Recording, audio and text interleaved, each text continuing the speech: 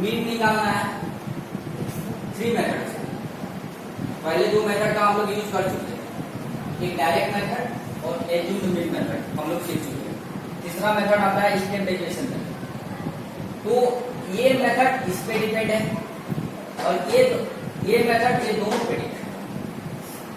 यदि तुमको एग्जाम में स्टेप डेविएशन मेथड पूछ देता है, इसका मतलब इन दोनों का तुमको सहारा लेना पड़ेगा। और यदि तुमको एज्यूम्ड मीन मेथड पूछ देता है तो डायरेक्ट मेथड का सहारा लेना पड़ेगा। और डायरेक्ट मेथड पूछता है तो ये इंडिपेंडेंट है। तो पहले क्या दिया हुआ रहता था तुमको? क्लास इंटरवल दिया हुआ रहता था। क्या दिया हुआ रहता था? क्लास इंटरवल तुमको दिया हुआ रहता था और नंबर ऑफ स्टूडेंट दिया हुआ रहता था। यानी ये दोनों चीज तुमको गिवन रहेगा। ये दोनों चीज क्या रहेगा? गिवन रहेगा। तो तुम सबसे पहले क्या निकालती थी? क्लास मार्क निकालती थी। क्या निकालती थी? क्लास मार्क निकालती थी। इसके बाद क्लास मार्क निकालने के बाद पहले क्लास मार्क निकालेंगे। तो क्लास मार्क निकालने का फॉर्मूला क्या था? Upper limit plus lower limit by 2। यानी अपर लिमिट कितना है? 25 और लोअर लिमिट कितना है? 10।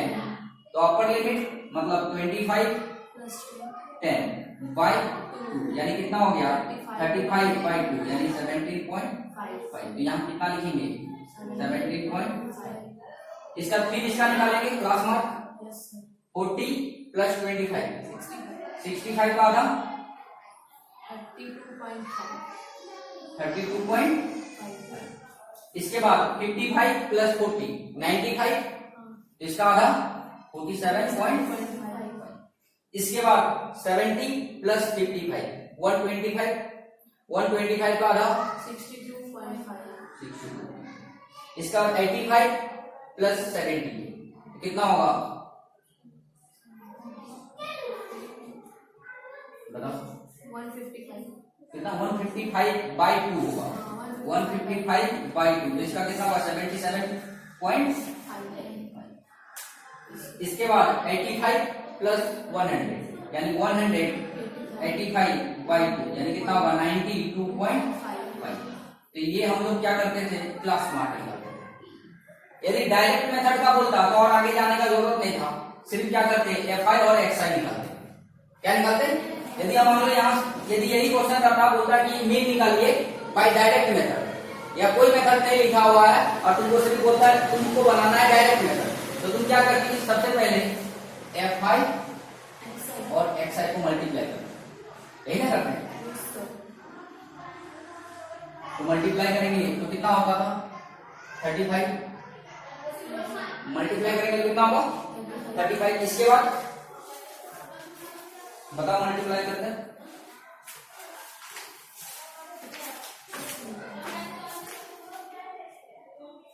बोलो जी।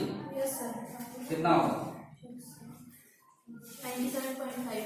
97.5। इसके बाद बोलो 47.5 इंटू 7 6 से मल्टीप्लाई करो।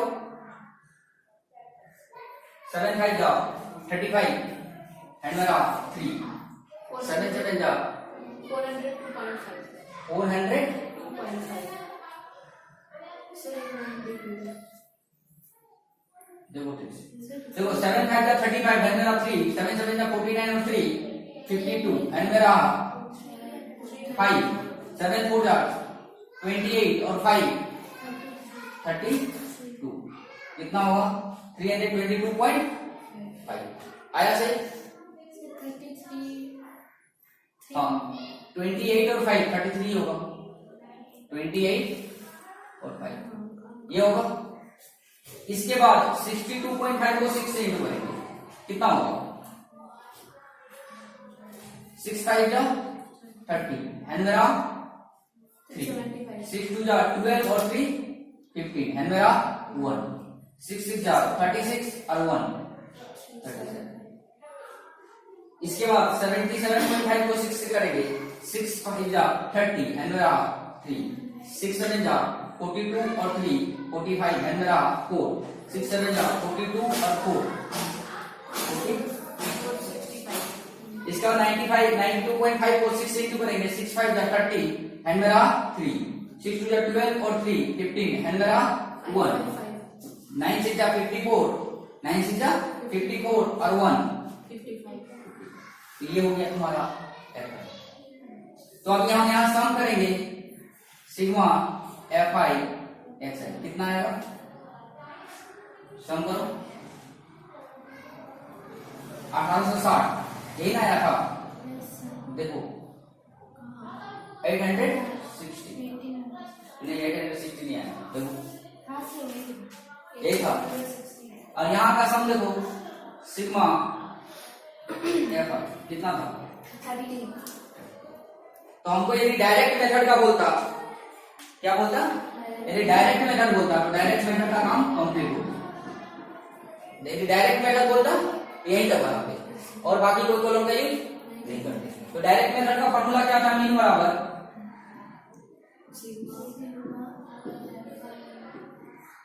Sigma FI XI by sigma, तो क्या होगा 0 0 कटेगा 6, तो कितना आ गया 62। तो ये हो गया तुम्हारा डायरेक्ट मेथड। यहाँ पर अभी हम लोग एक ही क्वेश्चन को 3 बार बनाएंगे, तो हम लोग 2 मेथड तो सीख चुके हैं, यहाँ तक तो पहले बना चुके थे। डायरेक्ट मेथड से यदि बोलता तो बस इस 3 कॉलम का और चौथा कॉलम का यूज करते, ये दोनों का कोई यूज करने का कोई जरूरत नहीं। समझ में आया, तो यहाँ तक पहले लिखो।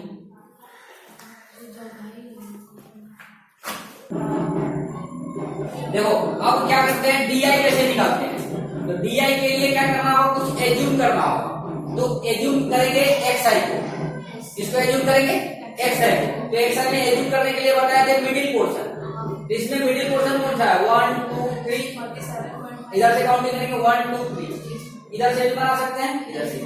तो हम इसको क्या किए, एज्यूम किए। क्या एज्यूम किए, A, क्या नाम से लिख दिए A। तो अब यहां से देखेंगे, इसको कंपेयर करेंगे इस मीन से, ये सारा कितना डिस्टेंस पे है, यानी DI काउंट। DI का फॉर्मूला क्या लिखे, XI माइनस A। तो XI पहला लेते हैं 70, यानी बात करेंगे 70.5 माइनस, तुम एज्यूम किसको किए 47.5, यानी इसको करेंगे तो कितना होगा -30। इसका फिर देखेंगे 32.5 माइनस 47.5 कितना होगा -3। फिर देखेंगे 47.5 माइनस 47.5 कितना होगा 0।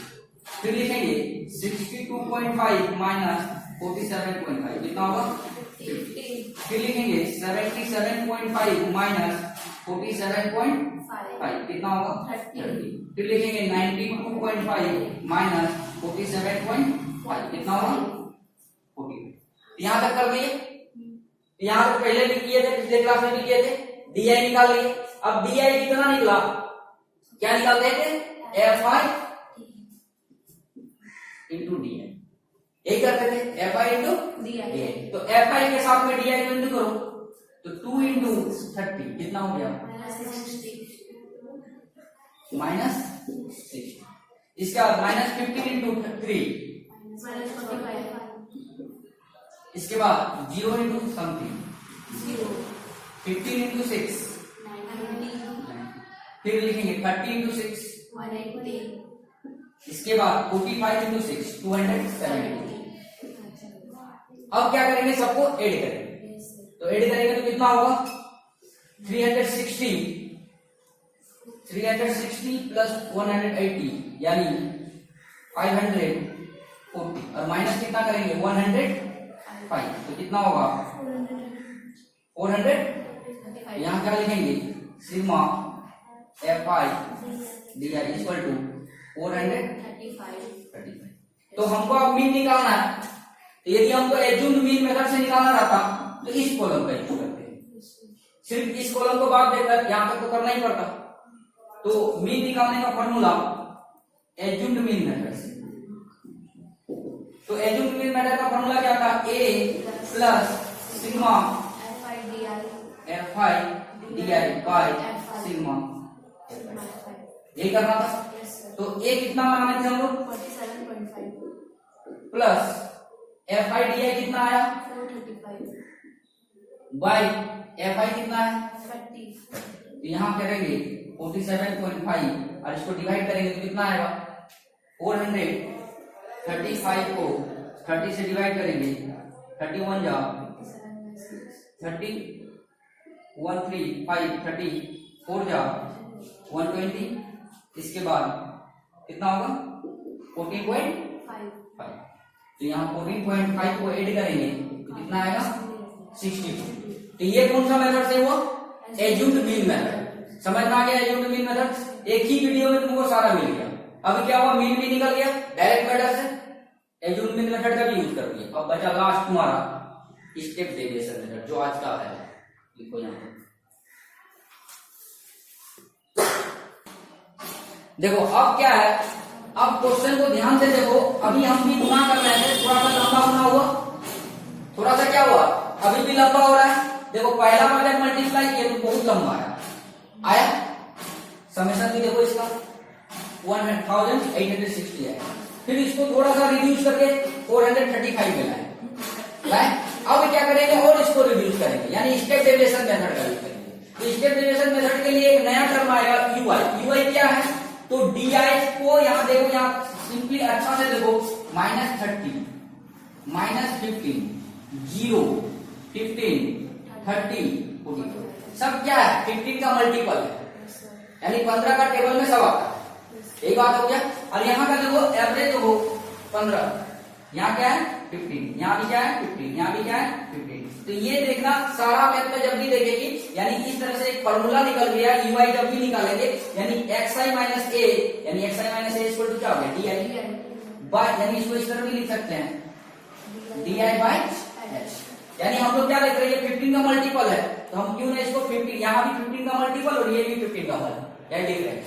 तो हम लोग क्या करेंगे, h मतलब h का मतलब क्या हो गया, difference between the class interval, यानी 15 का डिफरेंस है। तो हम लोग क्या करेंगे, 15 से डिवाइड कर देंगे। तो इसको 15 से डिवाइड करेंगे तो कितना होगा, -30/50, यानी h कितना है, सबसे पहले h फाइंड करेंगे। तो h कितना है, देखो 15 है। सर अलग अलग रहेगा तो अलग अलग डिवाइड, अलग अलग नहीं होगा, ये एनी टाइम सेम आएगा। एक क्वेश्चन है तो उसको फिर इक्वल करेंगे, जब तक इक्वल आंसर भी तो नहीं मिलेगा। वो आंसर मिला था, नहीं मिला। क्यों नहीं मिला था, क्योंकि यहाँ पे इंटरवल इक्वल होना चाहिए। जब तक इंटरवल इक्वल नहीं होगा तब तक मैथ नहीं बनेगा, इसलिए तो उसको छोड़ा गया है अभी तक पहले। अब बाकी 8 क्वेश्चन में क्या है, सारा सेम है, क्लास इंटरवल के सारा सेम है। तुमको देखना पड़ेगा, उसको लाना पड़ेगा। हम लोग 9th में पढ़ते थे 75 अंक पीछे कर देते थे और 5 अंक आगे कर देते थे इंटरवल के लिए। तो बाद में बताएंगे, पहले यहाँ देखो जो कर रहे थे। तो यहाँ क्या करेंगे, 15 से h को देखेंगे। सबसे पहले क्या करेंगे, h को देखेंगे। h का मतलब यहाँ सैंपल सेम आना चाहिए। तो h को डिवाइड करेंगे तो कितना होगा, और यहाँ पर कितना होगा, -15/15 कितना होगा, यहाँ 0/something 0, 15/15 1, यहाँ कितना हो गया 30/15, यहाँ कितना हो गया 45/, छोटा हो गया। अब क्या निकालेंगे, F5 EY। अब इंटू करो F5 को EY से, तो 2 × 2 -4, इसके बाद -1 × 3 -2, 0 × समथिंग 9, 1 × 6 2 × 6 12, 3 × 6। अब इसको इंटू कर दो देंगे, 4 + 3 कितना हो गया 7, यानी -7 हो गया। और 6 + 12 18 और 18 36 में 7 गया, यहाँ कितना हो गया, सिग्मा F5 EY = आया छोटा। पहले बार बहुत बड़ा आया, उससे छोटा आया और छोटा आ गया। अब क्या हो गया, अब यहाँ फॉर्मूला में थोड़ा सा चेंजिंग हो गया। वहां क्या करते थे, मीन निकालने जो मीन मेथड में क्या करते थे, ये लिखते थे। देखो फॉर्मूला कैसे कैसे बनता गया, पहला बार बना, याद रखने के लिए भी आराम से बनेगा। पहला बार क्या है, F5 xi/सिग्मा। दूसरा बार मीन निकाले तो एज्यूम्ड मीन मेथड दूसरा किए, तो ए आया, ए नया टर्म आया, तो ए के साथ में क्या किए, सिग्मा F5 DI बाय। अब नया टर्म आया H, क्या लाए यहाँ पे, H लाए। तो इसमें क्या करना पड़ेगा, F5 EY by sigma F5 को इससे इंटू करेंगे, किससे, इससे इंटू करेंगे। समझ में आया? तो अब देखो यहाँ पे ए कितना है मेरा 47.5। अब यहाँ कितना आया? थोड़ा सा पहले इस फॉर्मूला को लिख लीजिए, इसके बाद बताते हैं, यानी जगह नहीं है फिर होगा नहीं।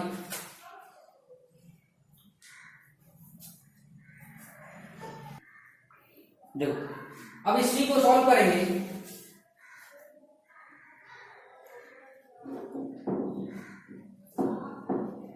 यानी स्टेप डेविएशन मेथड। कौन सा मेथड? तो a plus sigma fi ui by sigma fi into तो a कितना है मेरा 47.5 और ये टोटल एड कितना है और fi कितना है इंटू h मेरा कितना है h कितना है तो कटेगा 15 1 या 2 खत्म हो गया, यानी क्या हो गया 47.5 प्लस 29 बाई 2 होगा। इसको करेंगे 47.5 प्लस 14.5 यानी कितना आ गया 62। इस मेथड को बोलते हैं स्टेप डेविएशन मेथड। कुछ नहीं है, सिंपल सा। सबसे पहले देखो एक्स आई में ए खोजना था, तो ए कैसे लिए मिडिल फैक्टर का, यानी मिडिल में जो आएगा उसी को लेना है। ए निकल गया डी आई निकल गया, यानी एक्स आई से कंपेयर करेंगे कितना डिस्टेंस पे है, निकल गया डी आई। और डी आई जैसे आ गया एच से डिवाइड कर देंगे, एच क्या है तो क्लास मार्क का बीच का डिफरेंस है। समझ में आया? तो इस मेथड को बोलते हैं स्टेप डेविएशन मेथड। तो तुमको याद रखना होगा यदि स्टेप डेविएशन मेथड पूछेगा तो ये दोनों का सहारा लेना पड़ेगा, और एज्यूमेटिव मेथड पूछेगा तो सिर्फ डायरेक्ट मेथड का लेना, और डायरेक्ट मेथड पूछेगा तो सिर्फ इंडिविजुअल रहेगा। इसलिए कभी भी बनाना रहेगा तो तीनों मेथड का यूज करके बना सकते हैं। अब रहा कि एग्जाम में कौन सा तुमको मेथड का यूज करने को लेगा, तो ज्यादातर केस में क्या पूछता है एज्यूमेटिव मेथड पूछता है और स्टेप डेविएशन मेथड पूछता है, क्योंकि उससे उसका दोनों चीज हो जाता है। तुमको डायरेक्ट मेथड आता होगा तब तुम एज्यूमेटिव मेथड बना पाएगी, एज्यूमेटिव मेथड आता होगा तब तुम जाकर स्टेप डेविएशन मेथड बना। तो जो स्टेप डेविएशन मेथड बना लेगा इसका मतलब उसको तीनों मेथड का नॉलेज है। समझ में आया? ये स्टैटिक्स का पहला क्लास कंप्लीट हुआ मीन निकालने का। अगला क्लास जो पढ़ेंगे मोड, क्या पढ़ेंगे मोड, और इसके बाद एक मीडियन। 2 क्लास में 2 एक्सरसाइज होगा। 14.1 का एक्सरसाइज क्लियर हो गया, 14.1 क्लियर हो गया। अगला में पढ़ेंगे मोड, इसके बाद पढ़ेंगे नेक्स्ट वीडियो में मीडियन। समझ में आया?